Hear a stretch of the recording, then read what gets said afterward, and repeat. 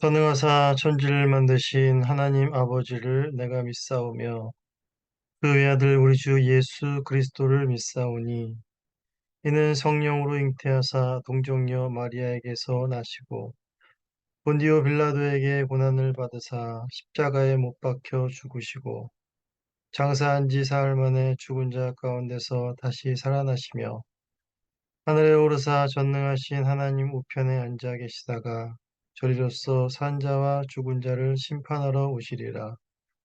성령을 믿사오며 거룩한 공예와 성도가 서로 교통하는 것과 죄를 사하여 주시는 것과 몸이 다시 사는 것과 영원히 사는 것을 믿사옵나이다. 아멘. 찬송하시겠습니다. 찬송은 찬송가 305장 우리 1, 2, 3절 찬송하시겠습니다. 찬송가 305장 1, 2, 3절 찬송하시겠습니다. 나 같은 죄인 살리신 주의 골라온 잃었던 생명 찾았고 광명을 얻었네. 큰 죄악에서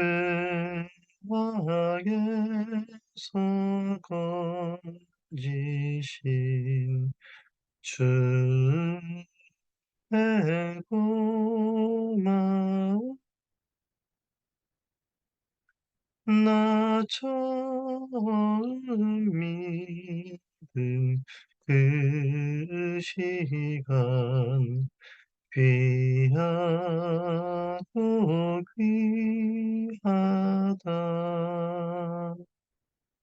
이제껏 내가 산 것도 주님의 은혜라 또 나를 장차 본향에 인도해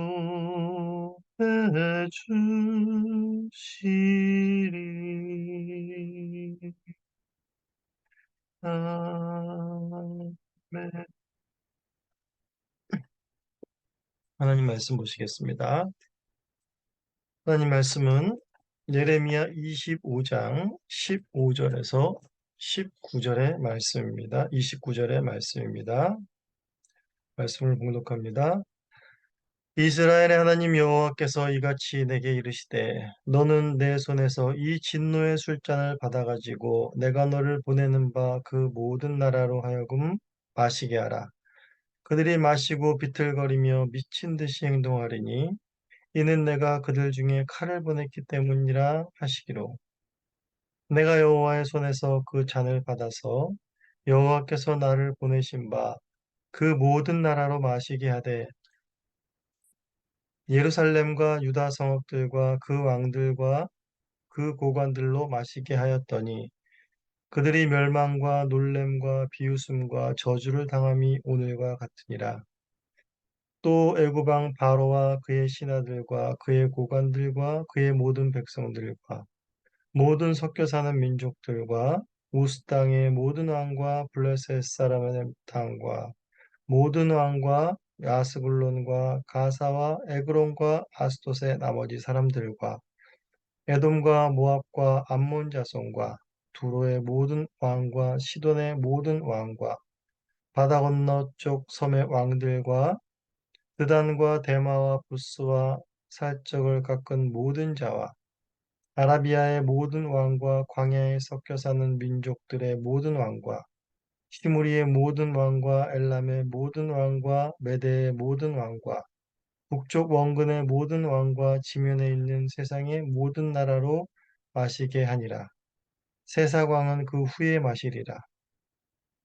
너는 그들에게 이르기를 만군의 여호와 이스라엘의 하나님의 말씀에 너희는 너희 가운데 보내는 칼 앞에서 마시며 취하여 토하고 엎드러져 다시는 일어나지 말아라 하셨느니라. 그들이 만일 내 손에서 잔을 받아 마시기를 거절하거든 너는 그들에게 이르기를 만군의 여호와께서 말씀하시기를 너희가 반드시 마셔야 하리라. 보라, 내가 내 이름으로 일컬음을 받는 성에서부터 재앙 내리기를 시작하였은즉 너희가 어찌 능히 형벌을 면할 수 있느냐? 면하지 못하리니 이는 내가 칼을 불러 세상의 모든 주민을 칠 것임이라 하셨다 하라. 만군의 여호와의 말씀이니라. 하나님의 말씀입니다. 하나님께 감사합니다. 네, 예레미야는 유다에만 말씀을 전하라고 부름받은 선지자가 아니었습니다. 우리 1장 10절에서 예레미야가 소명을 받았을 때 이미 말씀하신 바와 같이 예레미야는 여러 나라와 여러 왕국 위에 하나님의 말씀을 전하도록 또한 세움을 받은 선지자였습니다. 이것은 하나님께서 유다만을 다스리고 유다만에 국한된 신이 아니라 온 세상의 왕이시며 온 세상을 통치하시는 여호와이심을 나타내고 있는 것입니다. 온 세상의 운명은 하나님께 달려 있는 것입니다. 오늘의 본문은 모든 나라의 운명은 바로 하나님의 진노의 심판을 받아 멸망함이 마땅하다는 것을 보여주고 있습니다. 오늘 본문은 이제 어제 13절, 14절의 말씀인 여러 민족과 큰 왕들에 대한 심판이 어떻게 이루어질지를 더 구체적으로 자세히 말씀하여 주십니다. 하나님의 심판은 오늘 본문에서 바로 진노의 술잔으로 표현되며 모든 나라가 하나님의 진노의 술잔을 마시게 될 것임을 말해주고 있습니다. 진노의 술잔이라는 것은 이제 구약 성경에 자주 등장하는 표현으로서 바로 하나님의 진노, 하나님의 심판을 상징하는 것입니다. 예레미야는 이제 하나님으로부터 진노의 술잔을 받아서 하나님께서 보내시는 모든 나라로 하여금 마시게 하라라는 명을 오늘 본문에서 받고 있습니다. 이것은 하나님의 임박한 공의의 심판이 하나님의 진노가 모든 나라에 미칠 것임을 전하라는 의미인 것이지요. 이는 모든 나라의 영적 상태를 또한 보여주는 것이기도 합니다. 모든 나라는 하나님을 왕으로 인정하지 않고 하나님께 영광을 돌리지도 않고 자신들의 힘으로 자신들의 이름을 내려하는 바로 창세기 11장의 바벨탑의 역사가 계속되고 있다는 것을 알 수가 있습니다. 이미 창세기 11장에서 인류가 흩어지고 언어를 하나님께서 혼잡 파괴하신 가운데에도 이런 반역의 역사는 모든 나라에서 계속해서 일어나고 있었다라는 사실을 보여주고 있는 것입니다. 죄로 관영한 나라들이 하나님의 진노의 잔을 마시게 되면 어떻게 될지를 바로 16절과 27절에서 잘 묘사하고 있습니다. 그들은 하나님의 진노의 잣을 마시고 비틀거리며 미친 듯이 행동하며 또한 취하여 토하고 엎드러져 다시는 일어나지 못하게 될 것이라고 말하고 있습니다. 이것은 만취가 된 사람을 묘사하고 있는 것입니다. 이렇게 묘사한 것은 바로 하나님의 진노가 임하면 술 취한 사람들처럼 정신없고 혼돈스러울 것이며 또한 자신들도 주체할 수 없을 만큼 크게 요동하며 쓰러져 결국은 멸망하게 된다는 것을 상징적으로 말해주고 있는 것입니다. 모든 나라들은 이렇게 멸망하는 데 있어서 바로 하나님께서는 칼을 사용하셨습니다. 바로 그 칼은 계속해서 예레미야에서 언급되는 바로 애굽, 바벨론을 가리키고 있습니다. 하나님의 몽둥이로 또 하나님의 심판의 도구로 사용된 바벨론입니다.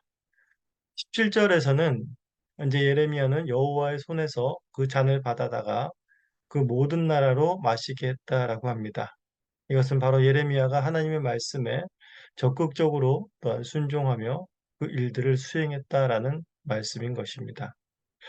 이제 18절부터 26절까지에 이르러서 예루살렘 유다로부터 시작해서 세삭 왕까지 하나님의 진노의 술잔을 반드시 마시게 될 바로 모든 나라들을 열거하고 있습니다.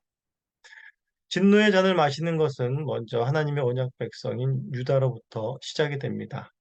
유다에게 진노의 잔을 내리신 이유는 바로 그들이 멸망과 놀램과 비웃음과 저주로 만들기 위함이라고 하십니다.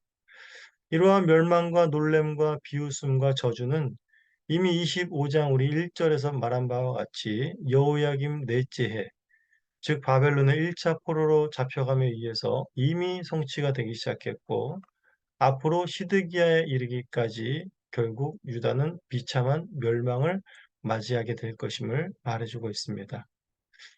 하나님의 언약 백성이 언약을 깨고 우상 숭배에 빠져 멸망하는데 과연 그 주변국들은 무사할 수 있을까요?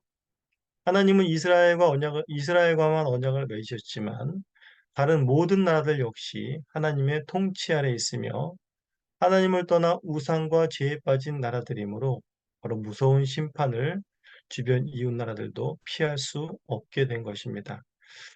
유다가 하나님과 맺은 언약을 기억하고 다시 돌아와 하나님께로 돌아와야 했듯이 바로 이방 나라들 역시 하나님이 온 땅의 주인이심을 알고 그분께 돌아왔어야 하는 자들입니다.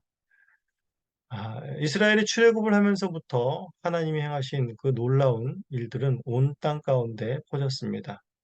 이들이 우리나라는 하나님이 누군지 몰랐다, 알았으면 하나님을 섬겼을 것이다 라고 하면서 이들은 결코 핑계하지 못할 것입니다. 우리는 로마서 18장 1장 18절 말씀을 기억할 것입니다. 거기서도 이방인이 하나님의 진노를 결코 피할 수 없음을 바울이 말하고 있습니다. 이렇게 기록합니다. 하나님의 진노가 불의로 진리를 막는 사람들의 모든 경건하지 않음과 불의에 대하여 하늘로부터 나타나나니 이는 하나님을 알만한 것이 그들 속에 보임이라. 하나님께서 이를 그들에게 보이셨느니라. 창세로부터 그의 보이지 아니하는 것들, 곧 그의 영원하신 능력과 신성이 그가 만드신 만물에 분명히 보여 알려졌나니 그러므로 그들이 핑계하지 못할지니라 라고 하셨습니다. 이처럼 유다 주변국들은 하나님의 진노를 피할 길이 없습니다. 19절부터 유다를 중심으로 진노의 잔을 마실 주변국들을 쭉 나열하고 있습니다. 무서운 하나님의 진노의 잔은 이제 유다가 의지했고 또한 바벨론과 싸울 만한 당시 힘을 가지고 있었던 애굽으로 향하게 됩니다. 이제 애굽에 이어서 바로 또 20절에서 우스 땅이 나오는데 이 우스 땅은 에돔의 북동쪽에 위치한 것으로 추정합니다. 그리고 또 이제 유다에서 아주 가깝게 위치한 바로 우리가 잘 알고 있는 블레셋의 5도시 중에서 가드만을 빼고 4도시인 아스글론과 가사와 에글론, 아스도시 심판의 대상으로 나옵니다. 그리고 이제 21절에서 다시 유다의 남쪽에 위치해 있고 또 혈통적으로도 유다와 가까웠던 에돔과 모압, 암몬이 나오게 됩니다.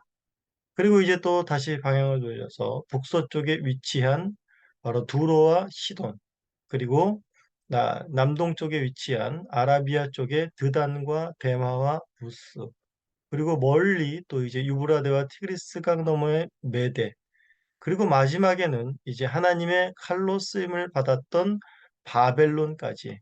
이제 여기 26절의 마지막에 보시면 세삭 왕이라고 나와 있는데 여기서 세삭은 바로 바벨론을 가리키는 것입니다.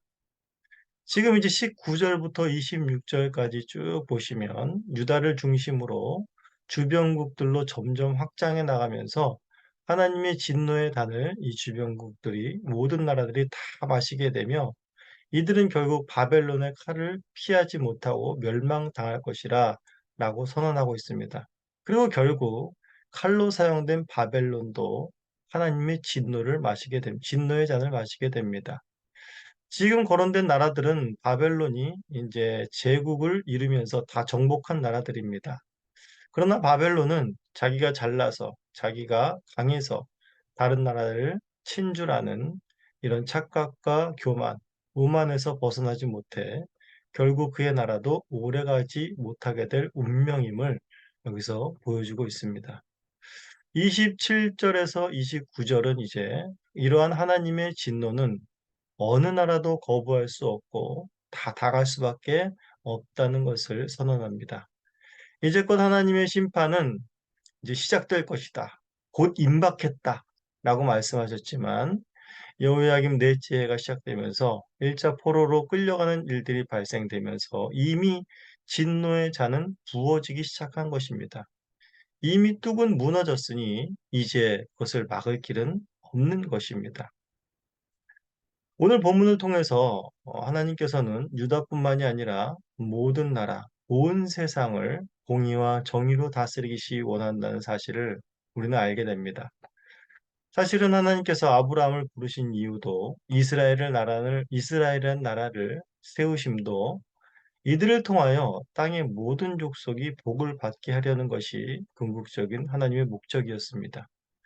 그러나 언약 백성이 죄를 범하고 땅의 모든 족속도 하나님을 떠나 불의를 행하는 자들이니 복을 받기는커녕 저주밖에는 이들에게 내릴 것이 없게 된 것입니다. 이렇게 하나님의 저주로 유다와 모든 나라들의 운명이 끝난다면 예레미야서는 52장까지 갈 필요도 없이 여기서 마감이 되어도 될 것입니다. 그러나 하나님께서는 아브라함에게 하신 약속을 결코 철회하지 않으십니다. 반드시 다시 언약 백성들을 회복시키시고 그들을 통하여 이방의 모든 나라들이 주님 앞으로 돌아와 복을 받는 놀라운 일을 행하실 것입니다. 이런 불가능한 것 같은 일은 이미 이루어졌고 우리가 바로 그 증인들입니다. 우리 역시 마땅히 여호와의 진노의 잔을 마셔야 할 자들이라는 것을 잊지 말아야 합니다. 그러나 우리 구주 예수 그리스도께서 십자가에서 우리의 진노의 잔을 대신 마셔주셨습니다. 하나님께서 우리가 받아야 될 그 모든 진노를 그리스도의 그 십자가에 다 쏟아 부으셨다는 사실을 우리는 알고 있습니다. 그리스도의 대속의 은혜가 아니었다면 오늘의 우리는 이 아침에 우리는 없었을 것입니다. 우리는 그리스도로 말미암아 새 언약으로 하나님께 묶인 자들이 되었습니다. 우리에게는 진노의 잔을 받아 이제 멸망하는 일은 없을 것입니다. 그러나 우리는 이 시대가 하나님이 진노의 잔이 이미 기울어진 시대임을 알아야 할 것입니다. 나는 괜찮겠지 하는 안일한 마음으로 우리는 이 시대를 살아갈 수 없습니다. 우리 역시 예레미야와 같은 심정으로 내 이웃을, 나라를, 세상을 바라보아야 할 것입니다. 더욱 기도해야 하며 하나님의 살아계심을 임박한 진노를 알려야 할 것입니다. 한 명이라도 주님 앞으로 돌아오기를 소원하는 간절함이 있어야 할 것입니다. 우리 아침에 다 같이 마음을 모아서 기도하시도록 하겠습니다. 하나님 아버지 감사합니다. 저희들이 이 아침에 일어나 또 주님을 찬송하고 주님을 바라보며 주의 말씀을 청종케 하시니 감사합니다. 이 아침에 우리가 일어나 주를 바라보면 우리의 종교적, 신앙적 열심이 아니요 바로 그리스도의 대속의 은혜로 인함임을 다시 한번 깨닫게 하시고 이 아침에 주님을 바라본다라는 것이 얼마나 큰 은혜인지를 주님과 함께 동행하고 있다는 사실이 얼마나 측량할 수 없는 큰 은혜인지를 다시 한번 생각해 보게 됩니다. 이 세상은 바로 예레미야가 살았던 그 시대에 견주어 결코 그 죄악이 뒤지지 않습니다. 오히려 더욱더 죄는 심해졌고 깊어졌고 관영하여졌습니다. 이러한 세상을 살아가는 저희들이 예레미야 같은 심정으로 이 세상을 바라볼 수 있도록 은혜 내려주시옵고 이 세상을 향하여 또한 기도하며 아직도 하나님께서 구원하시고자 하시는 한 영혼에게 우리의 마음과 우리의 눈도 있게 하여 주시옵소서. 오늘도 우리의 심령을 깨우치시며 우리와 동행하시며 새 언약으로 우리를 묶으신 주님께 감사와 찬송을 올려드리옵나이다. 감사합니다. 예수님의 이름으로 기도합니다. 아멘. 다 함께 주님께서 가르쳐 주신 기도로 새벽 기도를 마치겠습니다. 하늘에 계신 우리의 아버지여, 이름이 거룩히 여김을 받으시오며, 나라가 임하시오며, 뜻이 하늘에서 이루어진 것 같이 땅에서도 이루어지이다. 오늘 우리에게 일용할 양식을 주시옵고, 우리가 우리에게 죄 지은 자를 사하여 준 것 같이, 우리 죄를 사하여 주시옵고, 우리를 시험에 들게 하지 마시옵고 다만 악에서 구하시옵소서. 나라와 권세와 영광이 아버지께 영원히 있사옵나이다. 아멘.